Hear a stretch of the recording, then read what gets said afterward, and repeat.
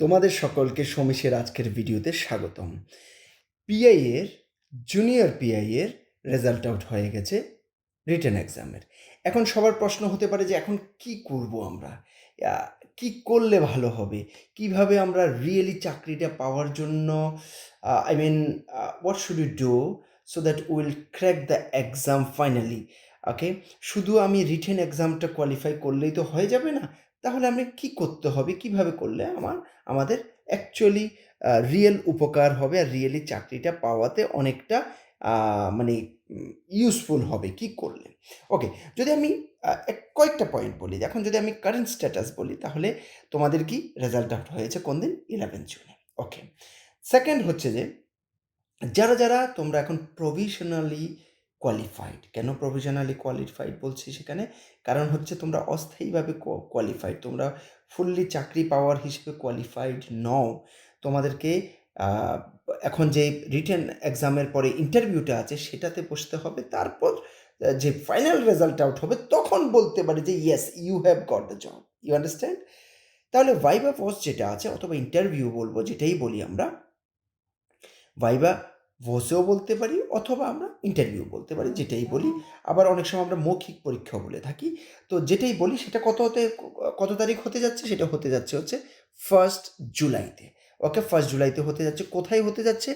Tripura sports school, Badharghat, আগরতলাতে। তো এই জিনিসগুলো একদম মুখস্থ রাখবে, যাতে করে কোনো লেভেলের কনফিউশন না থাকে যে আরে কী করতে হবে কী করতে হবে না, সেই জিনিসটাতে যাতে কোনো ধরনের কনফিউশন না থাকে। এখন ইন্টারভিউ কেন ইম্পর্টেন্ট, এই জিনিসটা সম্বন্ধে একটু পড়ি যে ইন্টারভিউটা কেন ইম্পর্টেন্ট। ইন্টারভিউটা অনেকের কি মনে হচ্ছে যে পরীক্ষাটা বা রিটেন পরীক্ষার রেজাল্ট চলে এসছে, আমি তো সিলেক্টেড হয়ে গেছি, is done. No, is not done, is not over. তোমাদের ফাইনাল সিলেকশন কমপ্লিটলি বাকি আছে, তো সেটার দিকে ধ্যান দিতে হবে। ইন্টারভিউর জন্য 15 মার্কস আছে, ইনক্লুডিং দ্যাট 7 মার্কস।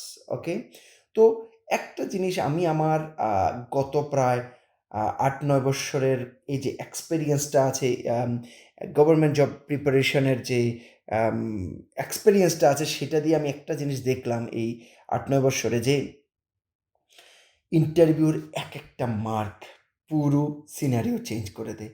আমি এমনও পেয়েছি, ফর এক্সাম্পল আমি ইদানিংকালের কয়েকটা যদি এক্সাম্পল দিই, এমনও পেয়েছি যে 1 মার্কের জন্য সে অনেকগুলো নাম্বার উপরে চলে এসছে। তো তার মানে হচ্ছে একেকটা নাম্বার এখানে ইম্পর্ট্যান্ট, আর নাম্বার পাওয়া যায়। অনেকের ফিল হয় যে ইয়ার নাম্বার পাওয়া যাবে না, এই না সেই না। আরে প্রপার প্রিপারেশন করলে কেন নাম্বার পাওয়া যাবে না?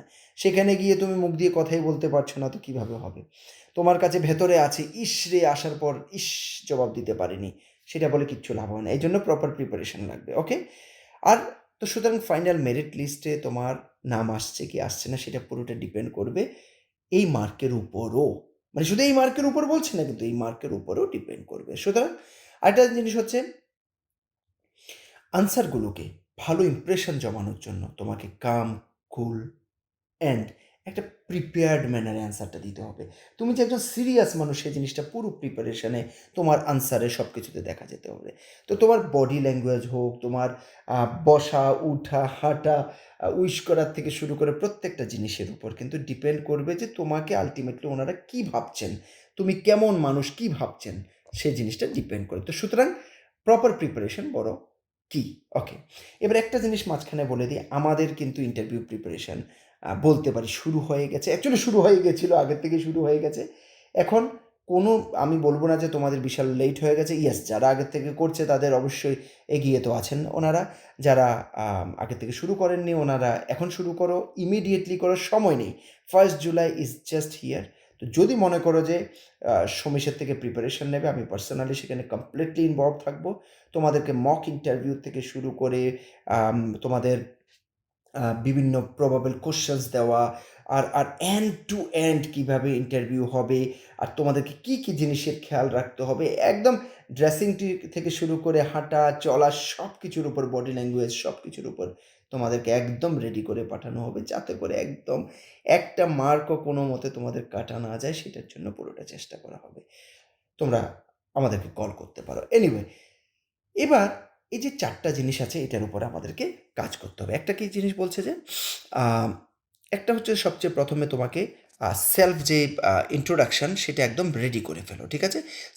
সেলফ ইন্ট্রোডাকশানটা বড় ইম্পর্ট্যান্ট, সেটা রেডি করে রেখে দাও। সেটা শর্টও হতে হবে, কনফিডেন্টও হতে হবে, আবার মোস্ট ইম্পর্ট্যান্ট সমস্ত ইনফরমেশান সেখানে থাকতে হবে, ওকে? আর তোমার যত অ্যাচিভমেন্টস আছে, যত সার্টিফিকেটস আছে, সব কিছু প্রপারলি দেখে নাও, সেগুলোকে প্রপারলি নেওয়ার ব্যবস্থা করো, ওকে? আর যে তোমার যে গেমটা আছে সেটার সমস্ত রুলস রেগুলেশন সব কিছু মুখস্থ করে নাও প্লিজ, আবার দেখে নাও। আর যত ডকুমেন্ট আছে, সে তোমার অরিজিনাল ডকুমেন্টস হোক, কপি হোক, অথবা তোমার আইডি কার্ডস, বিভিন্ন ধরনের সার্টিফিকেট, সব কিছু প্রপারলি অ্যারেঞ্জ করে রাখো। দেখো, তুমি অ্যারেঞ্জ করলে আর শুরুতে তো দেখবেনই, ওনারা ভেরিফাই করবেনই একটা লেভেলে, প্লাস ইন্টারভিউর সেখানে জিজ্ঞেস করতেও পারেন, নাও করতে পারেন। যদি করে ফেলেন আর তুমি যদি সেটাকে খুলে ওনারা দেখছেন যে এটা প্রপারলি অ্যারেঞ্জড নেই, আর প্রপার ওয়েতে নেই, একটা proper I should say descending order follow করছে না, তাহলে কিন্তু অনেক বাজে দেখা যাবে। সেখানে যত ভালো উত্তর দেবে দাও, তুমি কিন্তু কম মার্কসই পাবে ফাইনালি। তো এই জিনিসটা মাথায় রাখবে। তো সুতরাং এই জিনিসটাও কিন্তু বড়ই ইম্পর্ট্যান্ট। এবার হচ্ছে কমন মিস্টেক্স যদি আমরা দেখি, কমন মিস্টেক্সের মধ্যে যদি কিছু জিনিস দেখি যে কিছু ক্যান্ডিডেট এখন কোয়ালিফাই করে ফেলেছে, বাড়িতে বাহ খুব খুশি, মিষ্টি টিষ্টি বিতরণ করে ফেলবে, তো সেটা কিন্তু ঠিক নয়। তো সেটা একটা কমন মিস্টেকের মধ্যে আছে। আর কেউ ডকুমেন্ট ভেরিফিকেশন জিনিসটাকে সিরিয়াসলি নেয় না, লাস্ট মুহূর্তে দৌড়াদৌড়ি করবে, লাস্ট মুহূর্তে এই ডকুমেন্ট নেই রে, সেই ডকুমেন্ট নেই রে, আরে এটাকে প্রপারলি রাখিনি রে, এই সেই। তো প্রিপারেশনে ঘাটতি হবে। সেটা বেটার হচ্ছে আগের থেকে জিনিসগুলো একদম রেডি করে রেখে দাও, ওকে? আরেকটা জিনিস হচ্ছে যে কেউ একদম আনসার মুখস্থ করে, কিছু প্রশ্নের আনসার মুখস্থ করে চলে যাবে যে আমি দারুণ, আমি ইন্টারভিউ দিয়ে আসবো। No, no, no, no, okay? আরেকটা হচ্ছে এমনও কিছু ক্যান্ডিডেট হয়ে যাবে যারা due to lack of experience, due to lack of preparation, নিজের যে স্পোর্টসটা সেটাকেও প্রপারলি সেখানে বলতে পারবেন না। এই জিনিসটা হয়ে যাবে। আরেকটা জিনিস হচ্ছে যে আমি মানে এখানে শুধু ৪ টা নয়, ৫ নাম্বার মিস্টেক যদি আমি বলি, তাহলে ৫ নাম্বার মিস্টেক হবে হচ্ছে যে প্রপার প্রিপারেশন না করে, মুখস্থ করে সেখানে চলে যাবে, আর সেখানে গিয়ে কিছুই উত্তর প্রপারলি দিতে পারবে না। উত্তর দিয়ে আসবে না সেটা বলছি না, কিন্তু প্রপারলি উত্তর দেওয়া আর উত্তর দেওয়ার মধ্যে পার্থক্য আছে, ওকে?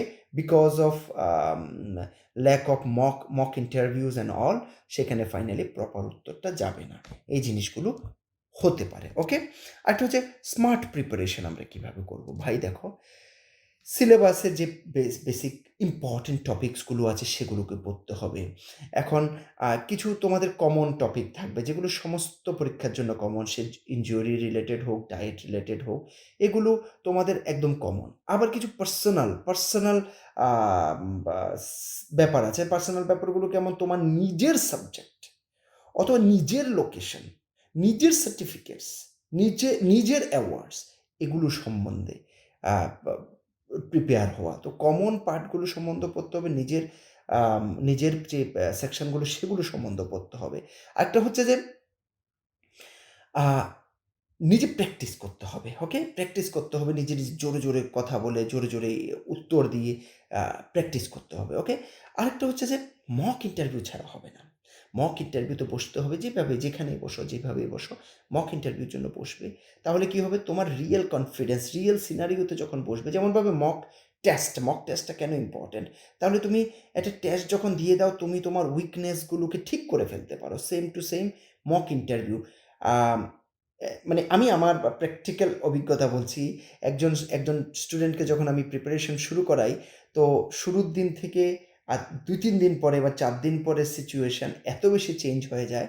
সেম সেম স্টুডেন্টকে যদি বলি যে তুমি প্রথম দিনেরটা, ওপেনলি বলছি, ওপেন চ্যালেঞ্জ দিচ্ছি, প্রথম দিনের যে পারফরমেন্সটা ছিল সেটাকে রেকর্ড কর, আবার চতুর্থ দিনেরটাকে রেকর্ড কর। এরপরে you guys just watch the same video of first one and fourth day, then you will see the difference, okay? অনেক বড় ফারাক পড়ে যায়, ঠিক আছে? আর একটা কমপ্লিট প্রিপারেশন সাপোর্ট আমাদের তরফ থেকে আমরা প্রোভাইড করছি।